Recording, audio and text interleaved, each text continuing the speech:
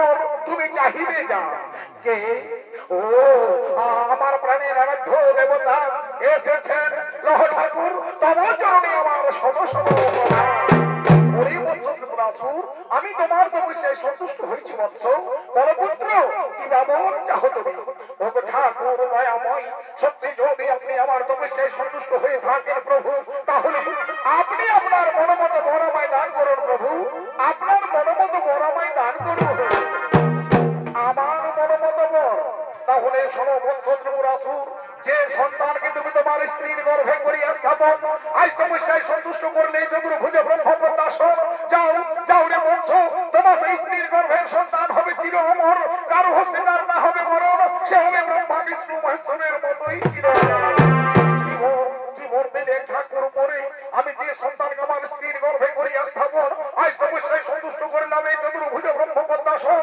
আমার সেই স্ত্রীর গর্ভের সন্তান হবে চির অমর কারো হস্তে তার না হবে মরণ সে হবে আপনাদের মতোই চির অমর আপনি আমায় এই বলে দান করুন প্রভু আপনি আমায় এই বলে দান করুন তথাস্তু তথাস্তু তথাস্তু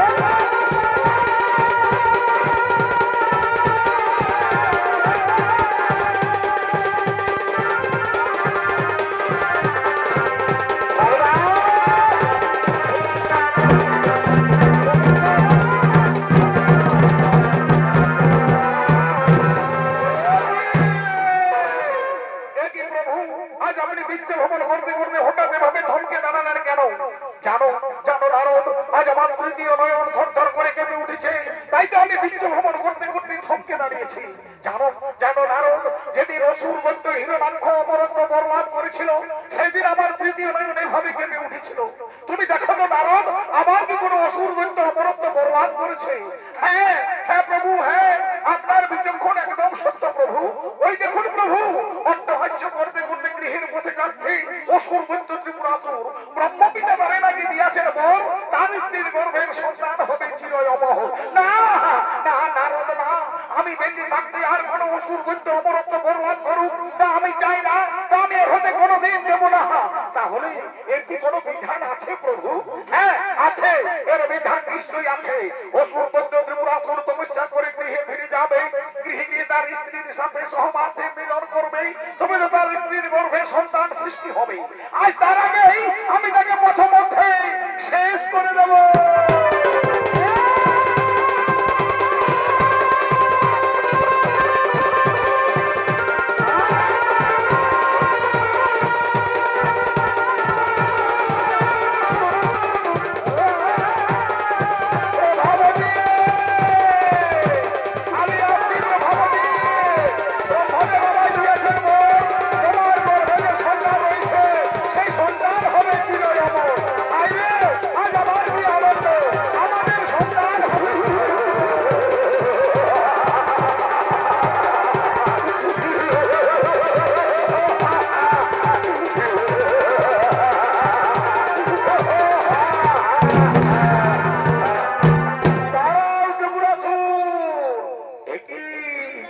আজ আমি তপস্যায় সন্তুষ্ট করলাম ব্রহ্মদেবের চরণ, আর প্রথমতে হয়ে যাওয়ার মহেশ্বর দর্শন। সত্যি আজ আমি বড়ই ভাগ্যবান। ওরে মূর্খ, ব্রহ্মদেবের কাছে বর প্রাপ্তি হয়ে অট্টহাস্য করে কাঁপা ত্রিভুবন, কিন্তু আমি বেঁচে থাকতে তোর মনের আশা কোনোদিন না হবে পূরণ। ওরে মূর্খ, তুই তপস্যা করে গৃহে ফিরে যাবি, গৃহে গিয়ে তোর স্ত্রীর সাথে সহবাসে মিলন করবি, তবে তোর স্ত্রীর গর্ভে সন্তান সৃষ্টি হবে। আজ তার আগেই আমি তোকে প্রথমধ্যে শেষ করে দিলাম।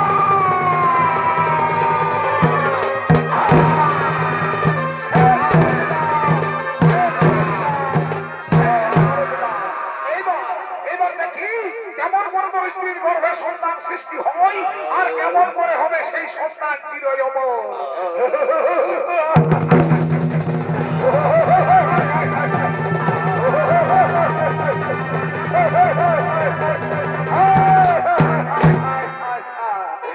দর্শক মন্ডলী, এখানে দেবাদিদেব মহাদেব ঘটালেন এক কাণ্ড, আর ওদিকে নিয়তি ঘটিয়ে রেখেছেন আরেক কাণ্ড। তাই মৃত্যু যন্ত্রণায় ছটফট করতে করতে অসুর বন্ধ ত্রিপুরাসুর তার স্ত্রীকে ডাকছে, প্রভাবতী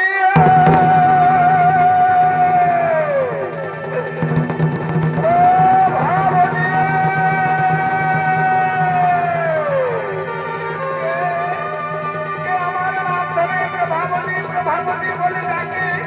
কণ্ঠস্বর শুনে মনে হয় যেন আমার স্বামীর কণ্ঠস্বর, কিন্তু দাদা আমার স্বামী তো অনেকদিন আগে তপস্যায় চলে গেছে, আমি মনে হয় ভুল শুনছি।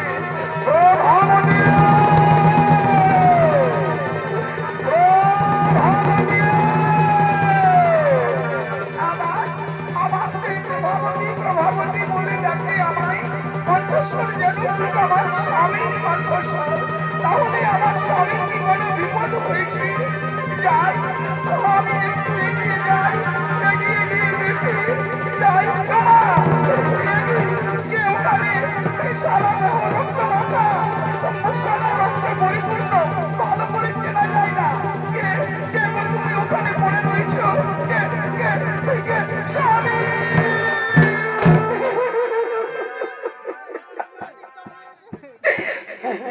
প্রভাবতী, তুমি আমার এই অন্তিম সময়ে আমার কাছে এসেছো। প্রভাবতী, তুমি অন্তিম সময়ে আমার কাছে এসেছো। স্বামী, স্বামী গো, স্বামী।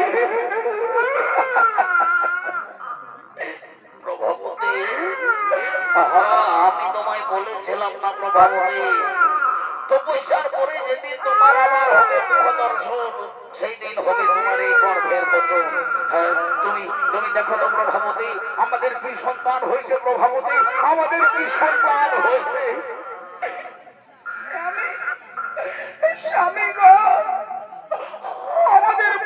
সন্তান হয়েছে স্বামী, আমাদের পুত্র সন্তান হয়েছে, কিন্তু ওগো স্বামী তোমার হেন প্রভাবতী, আমার তপস্যায় সন্তুষ্ট হয়ে ব্রহ্মদেব আমায় বর দিয়েছিলেন, তোমার গর্ভে যে সন্তান রয়েছে সেই সন্তান হবে চির অমর। কিন্তু কিন্তু দেবাদিদেব মহাদেব তা সহ্য করতে পারলেন না। মহাদেব ভুল ভাবলেন। মহাদেব ভাবলেন আমি তপস্যা করে গৃহে ফিরে যাব, গৃহে গিয়ে তোমার আমার মিলন হবে, তারপরে তোমার গর্ভে সন্তান সৃষ্টি হবে। তাই তাই তাই তোমার আর আমার জীবনে যাতে কোনোদিন আর মিলন না হয়, তাই আমাকে প্রথম মধ্যে নিরস্ত্র অবস্থায় কুপিয়ে কুপিয়ে হত্যা করেছে। প্রভাবতী, আমি মনে হয় আর বেশিক্ষণ বাঁচবো না প্রভাবতী, আমার দু চোখে গাঢ় অন্ধকার নেমে আসছে। এসো এসো প্রভাবতী, তুমি আমার কাছে এসো, আমার কাছে প্রতিজ্ঞা করে বলো প্রভাবতী, এ সন্তানকে তুমি একটু একটু করে মানুষ করবে, একে মানুষের মতন মানুষ করে আমার সিংহাসনে বসাবে, একে বলবে এ যেন তার পিতৃ হত্যার প্রতিশোধ নেয়। প্রভাবতী, এ সন্তান তো কোনো সাধারণ সন্তান নয়, এই সন্তান হলো আমার তপস্যার রত্ন, এই সন্তান হবে যুগে যুগে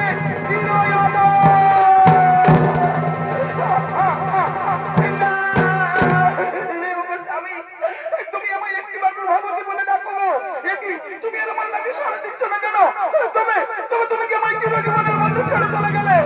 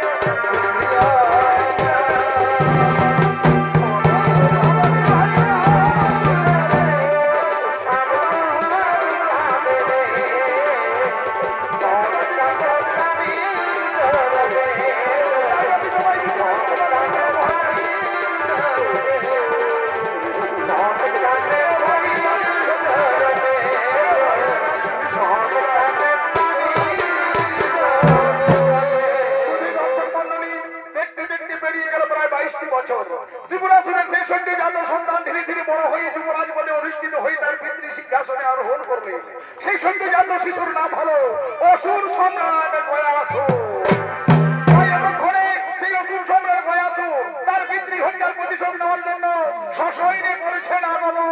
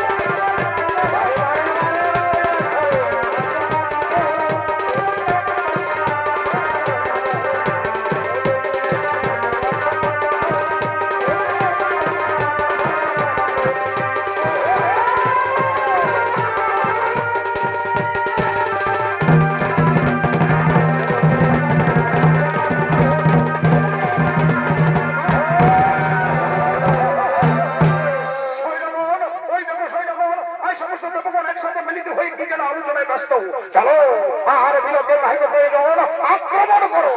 আমি চাই আমার পিতৃ হত্যার জন্য।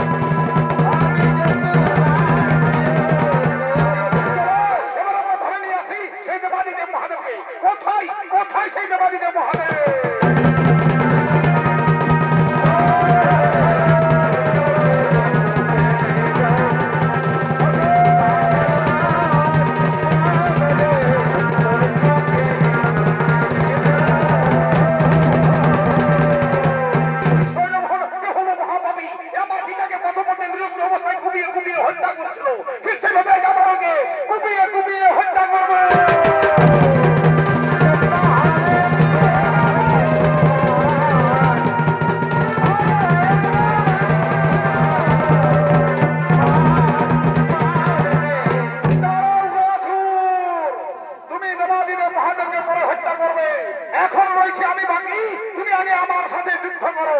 কে? ও বৈকুণ্ঠ অধিপতি স্বয়ং নারায়ণ, আজ আপনি এসেছেন আমার সাথে যুদ্ধ করতে। বেশ, তাহলে আজ সম্মুখ সমরে প্রমাণ হয়ে যাক কার সত্যি কথা।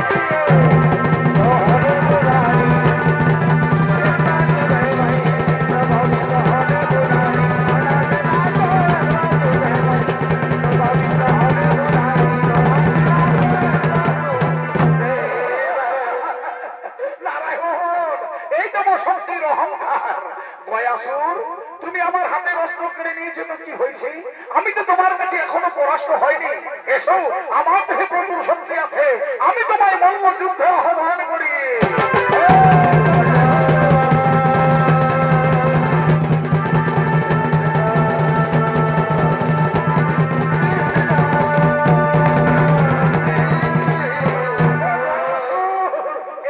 শক্তির দম্ভ।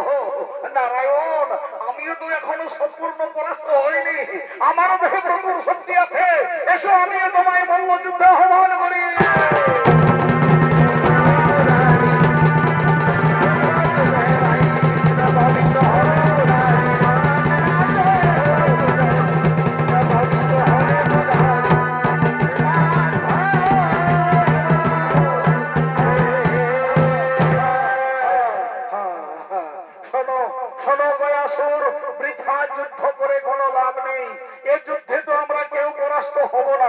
কারণ তুমিও অমর আর আমিও অমর।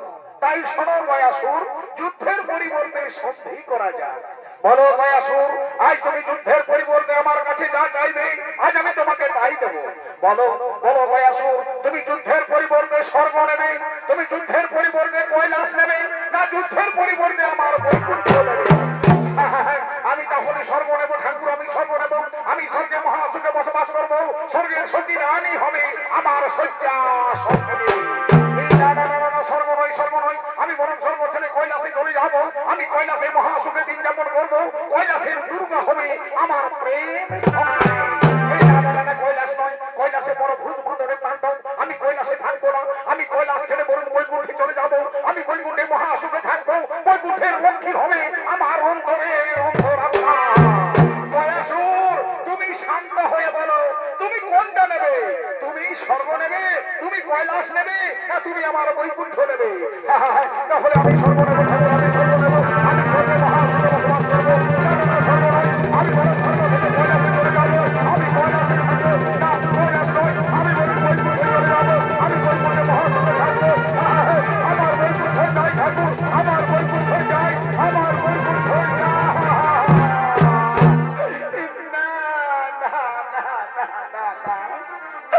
আমি কিচ্ছু চাই না ঠাকুর, আমি স্বর্গ চাই না, আমি কৈলাস চাই না, আমি বৈকুণ্ঠ চাই না। আমি শুধু চাই তোমার দুটি রাঙা চরণ, যেন আমার বুকের উপরে থাকে চিরদিন চিরকাল। বেশ, আমি তোমায় কথা দিলাম গয়াসুর, তোমার বুকের উপরে আমার দুটি রাঙা চরণ থাকবে চিরদিন চিরকাল। কিন্তু তুমি আমায় কথা দাও, তুমি কোনোদিন আর উঠে দাঁড়াইতে না পারিবে। আর কি বললে? আমি আর কোনোদিন উঠে দাঁড়াইতে না পারিব আর। বেশ, তাহলে আজ আমি তোমায় কথা দিলাম ঠাকুর, যদি আমি প্রতিদিন পাই পিণ্ড, যদি আমার বুকের উপরে পড়ে প্রতিদিন পিণ্ড, তাহলে আমি কোনোদিন উঠে না দাঁড়াইব আর। আর আমি যদি একদিন না পাই পিণ্ড, তাহলে আমি সেই দিন উঠে দাঁড়াবো। আর 1000 বছর পৃথিবীকে আমি করে দেবো লন্ডন। বেশ, আমি তোমায় কথা দিলাম গয়াসুর, তুমি প্রতিদিন পিণ্ড পাবে, তোমার নামে তোমার বুকে প্রতিদিন পিণ্ড পড়বে। বেশ, তাহলে এই দেখো ঠাকুর, আজ আমার দেওয়া কথা মতো আমি এই পৃথিবীর উপর করিলাম চিরঝড়।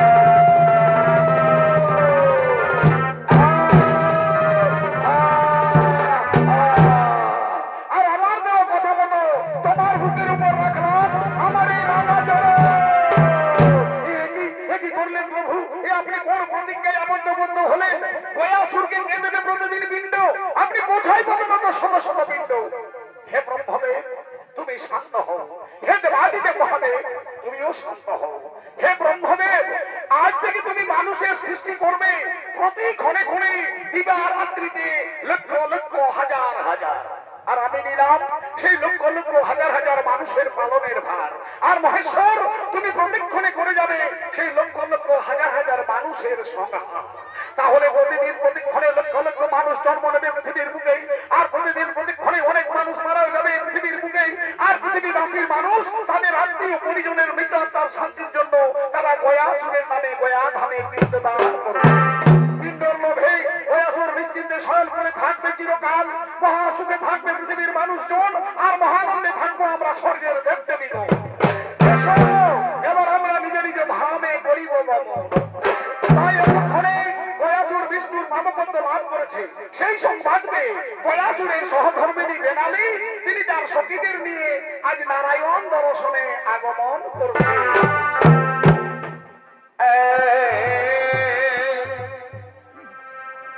এগো দুজনায় শপথ করেছি ইবাদের কুল তলায়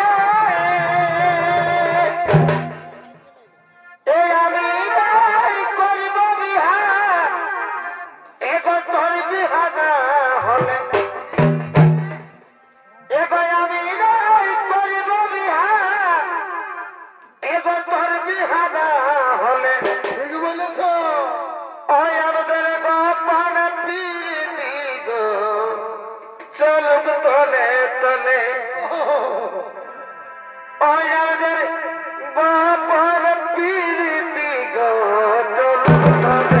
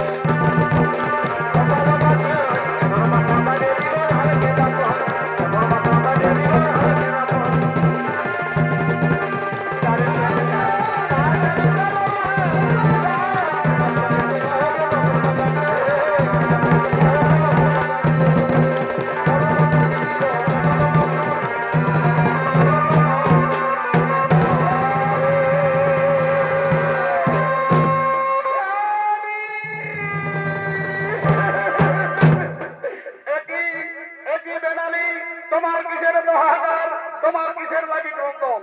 তুমি তো আজ করতে এসেছো নারায়ণ দর্শন। ঠাকুর শঙ্খ চক্র গদা পদ্মধারী নারায়ণ, আজ আপনার পাদপদ্ম আমার স্বামী বুকে ধারণ করে চিরজীবনের মতো সাহিত্য হলো। কিন্তু আমি যে একজন নারী, আমি পূর্ণ যৌবনাবতী, আমি কেমন করে কাটাবো আমার বাকিটা জীবন? কে নেবে আমার ভরণ পোষণ? শোনো শোনো বেনালি, আজ থেকে তুমি পৃথিবীতে জন্ম নেবে বেনা বৃক্ষ রূপে। আজ থেকে তুমি পৃথিবীতে জন্ম নেবে বেনা বৃক্ষ রূপে। পৃথিবীবাসীর মানুষ তোমার স্বামীর বুকে পিণ্ডদানের 8 দিবস পূর্ব হতে তোমার মূলে জল দেবে, তোমাকে খাবার দেবে, তোমাকে দেবী রূপে মান্য করবে। তুমি মহাসুখে থাকবে বেনালি, তুমি পৃথিবীতে মহাসুখে থাকবে। বেশ, তবে তাই হোক প্রভু, আজ তোমাকে আমি নতমস্তকে স্বীকার করে নিলাম। চলো বেনালি, এবার আমি তোমায় পৃথিবীতে প্রতিষ্ঠা করে আসি। বেনালি, এবার আমি তোমায় পৃথিবীতে প্রতিষ্ঠা করে আসি।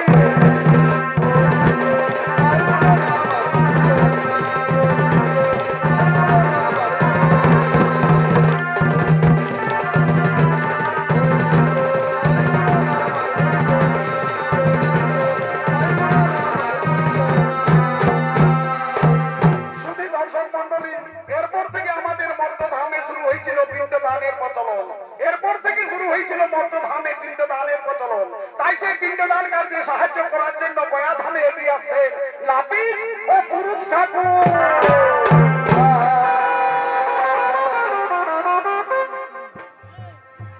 গায়ের স্কুলে বাবুর মাই পড়ুয়া ছেলেরা কত ভালোবাসা আছে। গায়ের স্কুলে বাবুর মাই পড়ুয়া ছেলেরা কত ভালোবাসা আছে। সেই দুটো দিদি বন্ধুরা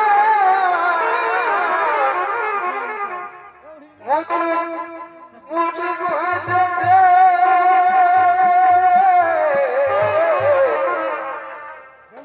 গায়ের স্কুলে বাবুর মাই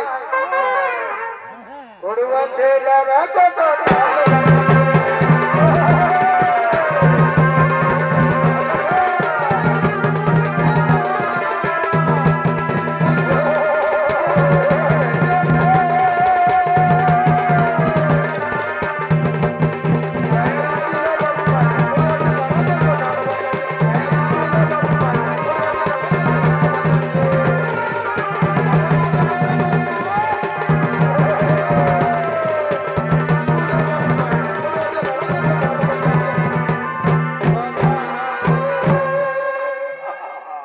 ঠাকুর বাবা, এ ঠাকুর বাবা, আমি তোমাকে গড়ি করছি বাবা, তোমাকে গড়ি করছি। যেমন পচে সুখে থাকে, ও বেটি বেটা বউ নিয়ে সুখে থাকে বাবা, মার বেটা বউ নিয়ে সুখে থাকে রে। এ ঠাকুর বাবা, আই দেখো তোমার সমস্ত ফুলপালা আমি তুলে নিয়ে যে থলির মধ্যে রাখা আছে। তোমার যখন যেটা দরকার হবে তুমি নিয়ে তুই আমার পিন্ডি সাধ্য করবে কেমন। এইখানে এখন রেখে দিচ্ছি বাবা। গড়ি করছে বাবা গয়া ঠাকুর, যেমন কষে সুখে থাকে। এ ঠাকুর বাবা, আমি তাইলে এখন আসছি কেমন কি বাবা, তুই তো বলছে ধরলা পিছা উঠিস নি, এই মাত্র আসতে নাচতে বলছি আমি যাচ্ছি ঠাকুর বাবা। এ ঠাকুর বাবা, আমি কোন ঘর যাচ্ছি, আমি যাচ্ছি ওই 7টা ঘরের ভিতর দিকে, বুঝলেন। আজ বাবা খাসি কাটবো আর টুটির থেকে হিলাই হিলাই ভোজ খাবো। এ বাবা, কি বললি তুই খাসি কাটবি? তবে শুনিলে রে বাবু, শুনিলি। বলছি জন খাসির মাথাটা ঠাকুরকে দিবে, মানে বুঝলি না, ওইটার ঘেঁচাটা তো লম্বা করে রাখবি। এ ঠাকুর বাবা, যখন থেকে আমার লাহি জড়ে নাই, আমি তখন থেকে লালি করছি। এটাও কি আমাকে শিখান দিতে হবে? জানো ঠাকুর বাবা, আমাদের গায়ে ঘরে কি একটা কথা আছে, বলে কি যে ঠাকুরদের ভাগ বটে ঘেঁচাটা, আর আমাদের নাপিতদের ভাগ বটে নকির পেছাটা। ওরে বাবু, তুই ঠিকই বলিনি, ঠিকই বলিনি। তাইলে ঠাকুর বাবা, আমি এখন আসছি কেমন।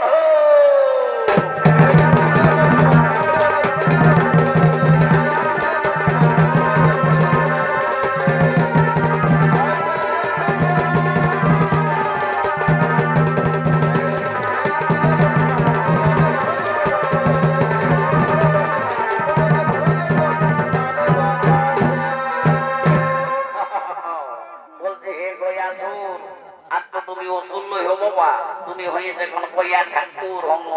গড়ি করছি বাবা, তোমাকে গড়ি করছে। বলছি হে গয়া ঠাকুর, তুমি যেমন আমার বাপ 14 পুরুষের কাছে পূজা পাশা নিয়ে বাবা নির্জাল্লা ঘুমাই আছো, এরকম নির্জাল্লা ঘুমাই থাকবে। আমি লইতন ঠাকুর বটে, আমি অত ভালো মন্তর ভন্তর বলতে নাই পারি, আমি কখনো যখন খাতাতে ঘুমাই দিই। যাক বাবা, ওই খাটে উঠার লোক গিলে আসার আগে আমি তোকে কোন ফুল পালা লাগবো জানতে করি ও হো হো। শুধু দর্শক মন্ডলী, পৃথিবীতে শুরু হয়েছে পিণ্ডদানের প্রচলন। তাই যে পৃথিবীবাসীর মানুষ তাদের আত্মীয় পরিজনের মৃত আত্মার শান্তির জন্য তারা ঘোর কর্ম সমাধান করে ধীরে ধীরে এগিয়ে আসছেন গয়াধামের দিকে। হরি হরি বলো, হরি হরি বলো, হরি হরি বলো।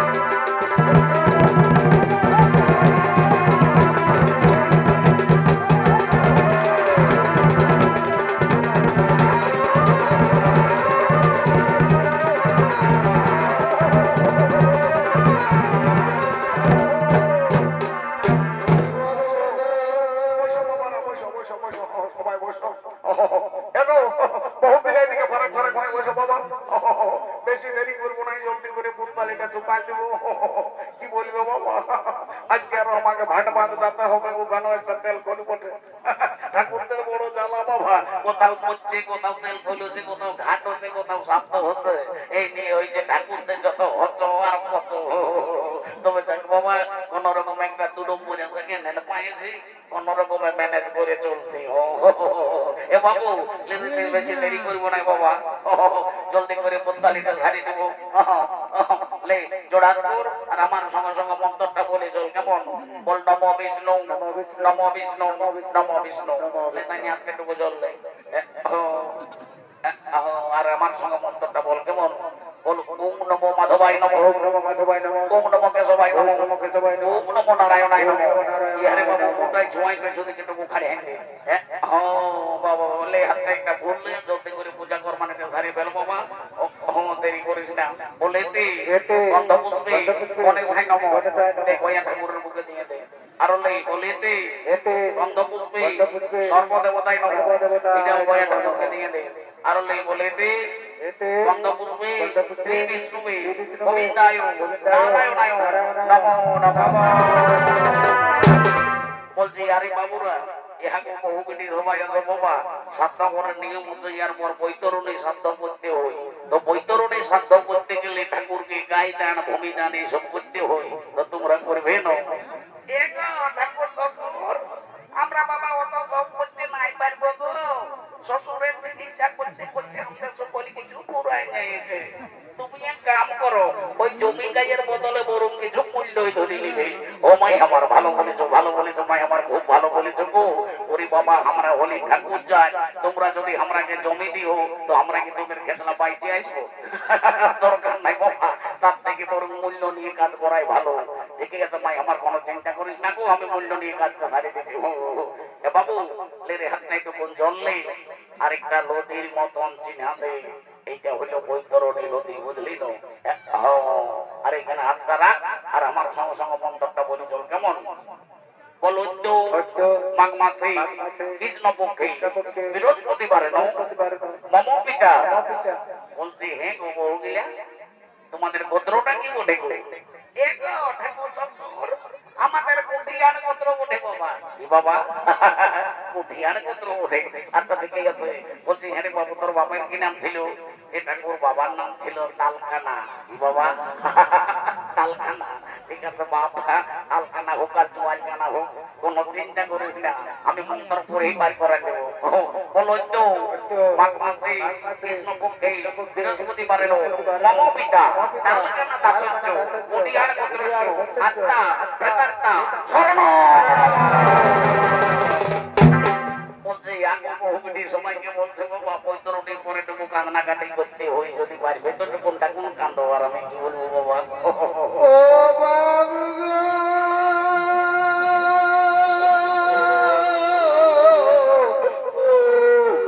আমাকে ছেড়ে চলে গেলি ঘুরে আর কি দেখা হবে গো ও বাবু গো তুই যখন বাঁচে ছিলি তোর পেনশনের টাকায় আমাদের কোনো টেনশন নাই ছিল গো ও বাবু গো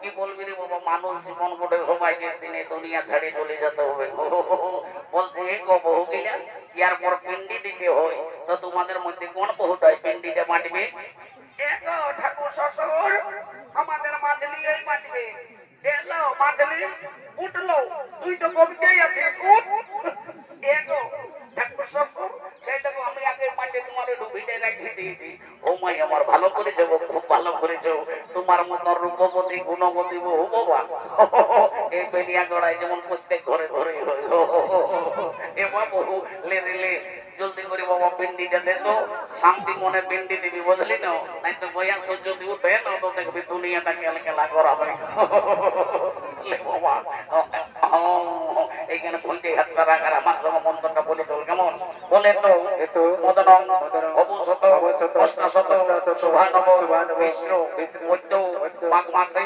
কৃষ্ণ পক্ষে বৃহস্পতিবারেণ মম পিতা কালকানা দাসঞ্চ কুটিহার গোত্রস্য আত্মা প্রেতাত্মা শান্তি কামনার্থে অগ্নিদগ্ধা পিণ্ড সুহা কুরুক্ষেত্র গয়া কাশী পুষ্করিণী গদাধর হরি বল। জোড়হাত করে নিয়ে বলে এতো পিণ্ডদান নিমিত্তে গায়দান ভূমিদান হেতু যৎ কিঞ্চিৎ কাঞ্চন মূল্য ব্রাহ্মণায় সম্প্রদাতবে। ইয়ারে বাবুরা সবাই উঠে দাঁড়াও আর সূর্যের দিকে মুখ করে নিয়ে আর বলো হে সূর্য তুমি সাক্ষী থাকো, হে চন্দ্র তুমি সাক্ষী থাকো, এই আকাশ বাতাস, হে পাড়া পড়শি, হে কুটুম বাড়ি, হে ছোটাস দেখা দর্শক মণ্ডলী সকলেই সাক্ষী থাকো। আমরা আমাদের পিতার যথাসাধ্য আত্মসাধ্য এবং পিণ্ডদান করিলাম। বিহারি বাবুরা সবাই লম্বা লম্বা পেটটা দিয়ে পড়িয়ে দেবো বাবারা।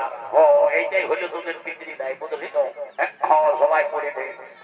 বলছি কুটুম বাটুম আজকে এসেছে, এরাকে ধরে উঠাও রে বাবা, এরাকে ধরে উঠাতে ওইটা নিয়ম ওঠে। উঠাও উঠাও উঠাও, ছোট জামাটাকে বড় জামাটাকে উঠাও। ওই যে খেতে এসেছো উঠো বাবা, শাড়ি জলো বলো, উঠো বাবা, আমি ফোনে বিজি বাবা। ওর বাবা মার কি করবে, বাপের সাধ্য বটে টুকুন টাকুন হাঁটু গাড়া দিতেই হবে। বস বাবা আমার সবাই বস। কাজটা প্রায় একরকম চুকাই ফেলেছি, একটু শান্তি জলটা বাকি আছে, শান্তি জলটা দিলে হয়ে গেল। বলছি বহুবিধি সবাইকে বলছি বাবা সবাই তখন ঠেংলা ঢাকা নিয়ে বসো, নাই তো যদি শান্তি জল দেখবে আর ঠেঙে ছোঁয়ান যায় তো দেখবে অশান্তির শেষ থাকবে নাই। সবাই ঠেংলা ঢাকা নিয়ে বসো। ও গঙ্গে গঙ্গেশ যমুনা। এ বাবা বলছি গো তোমরা মা তো ঘরের বউ হয়ে শান্তি জল করার সময় একটা স্টিলের ঘটি ঢোকাই দিয়েছো। তোমরা জানো নাই যে শান্তি জল করতে গেলে একটা কাঁসার ঘটির দরকার হয়? ঠাকুর শ্বশুর তোমাকে কি আর বলবো বাবা, আমাদের গৃহস্থে এইটা কাঁসার ঘটি ছিল গো। 10 দিন বাবা একটা পাটকার আছে ওটা মারিয়ে ভুড়িয়ে লেগেছে। ও মাই আমার ভালো করেছো, খুব ভালো করেছো, খুব ভালো করেছো। পাটকারের বেলা সকলে ভালো ভালো, আর ঠাকুরের বেলায় জব কিঞ্চিত কাঞ্চন মূল্য। সুখে থাকো মাই আমার, তোমরা সবাই সুখে থাকো গো। তোমাদের যদি স্টিলের ঘটি চলে শুদ্ধ, তোমার ঠাকুরের নিজেরও শুদ্ধ। সবাই ঠেংলা টাকা নিয়ে বসো, আমি স্টিলের ঘটি চলে চুপান দিচ্ছি। ও গঙ্গে গঙ্গেশ তোমরা ওম কৃষ্ণা পদা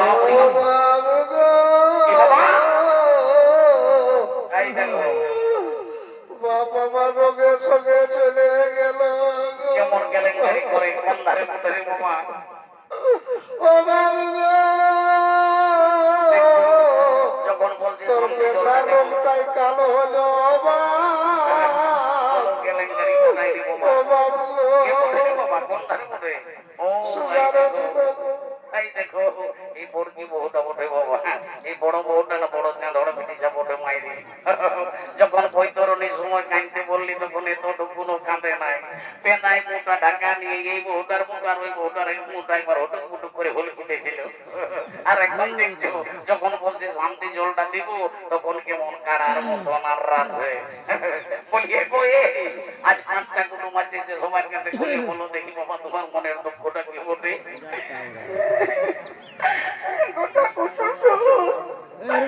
তোমাকে কি আর বলবো গো, আমরা তো শ্বশুরের পিন্ডি সাথ করলি বাপ, কিন্তু আমার পিন্ডি কে দিবে গো? একবারে আমার একটাও ছেলা চলু জন্মে নাই গো। এই জন্য তোরে তোমার রানী শুনেলে তুই শান্তি মনে শান্তি জল ডালে আমি 100% গ্যারান্টি দিয়ে বলছি আজ থেকে ধরে মন্দিরকে দেখবি তোর ঘর দুয়ারে ছেলে চলু ঘুরিয়ে যাবে। তখন আরো দেখবি মাই আমার হুড়কা দিয়েও টেকাতে লাগবে। মাই আমার ঠেংলা টাকা নিয়ে বস। ও গঙ্গে গঙ্গা না বলে আমার কাছে ওম নম শান্তি, ওম নম শান্তি, মানুষ শান্তি, শান্তি, কুটুম বাড়ু শান্তি, পাড়া পড়শি শান্তি, সব শান্তি, শান্তি, শান্তি। যাক বাবা কাজ মানছি, বলছি বাবু শুনে নিলে সঙ্গে একটা গল্প আছে, গল্পটা করে দিব। বাবা জামাই জানি কাঠাই কুটু নিয়ে ঘর যাবো। বলছে ফিরে লাজ তুই হলিস ঘাটের পাথর, তোর ঘরকে ভাট ভিখারি কুটুম বাটুম অনেক লোকজন আসবে, যাকে যেমন পারবি সম্মান করবি, সেবা করবি, দাম ধান করবি, কেমন কারোর সঙ্গে ঝগড়া ঝাঁটি করিস না, উঁচু মুখে কথা বলিস না।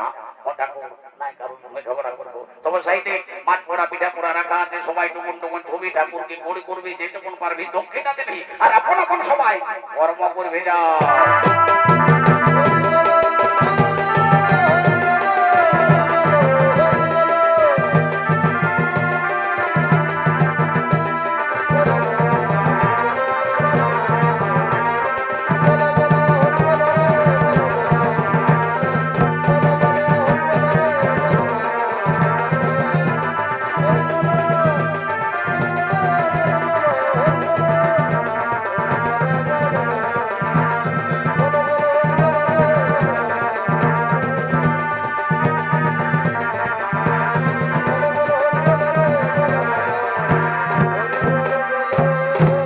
এ ঠাকুর, আলো বাবা আমারও দক্ষিণাটা নিয়ে নাও। বলছে কি ঠাকুর, তুমি ইয়ার মন্ত্রটা ওর ঘরে ঢুকাই দিয়ে না, বসে তারা পুতলিটা চুকাই দিয়েছো। এ বাবা, তুমি কেমন ঠাকুর? কোথাকার মোটাবো? আমরা ঠাকুর জানি তুমি সংস্কৃত মন্ত্র ভুল ভাল ধরছো, তুমি কেমন ঠাকুর? এ ঠাকুর, আমি তোমাদের ওই মাতলি বহুটার মায় বলছি বাবা, কান বিটি জামাইকে ঘাটে উঠাতে এসেছি। ই বাবা, তুমি কি বললে আমাদের মাতলি বহুটার মাই কঠো? তো বলছে হ্যাঁ গো, তাইলে তো গাওয়ালি সম্পর্কে তুমি আমার বেহাজ হবে। ও ঠাকুর হবো। তো বলছে হ্যাঁ বেহাজ, তুমি আমার সংস্কৃত মন্ত্র ভুল ধরছো, তুমি সংস্কৃতের কতটুকু বুঝো? এ ঠাকুর, আমি 1985 সালে না ঝালটা কলেজে সংস্কৃতে অনার্স করেছি। কি বাবা, কি বললে 1985 সালে তুমি ঝালদা কলেজে সংস্কৃত অনার্স করেছো? তো বলছে হ্যাঁ গো, আমিও তো 1985 সালে ওই ঝালদা কলেজে বাংলা ডিপার্টমেন্টে ছেলে রে বাবা। ওই জন্যই আমি তোমাকে তো চিনছি না ঠাকুর।